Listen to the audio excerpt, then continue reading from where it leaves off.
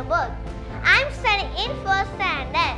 Today I'm going to deliver a speech about the advantages of studying in government school. Education plays a very important role in everyone's life.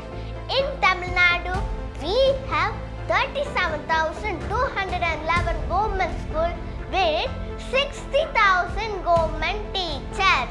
Now I'm going to list out the advantages of government school.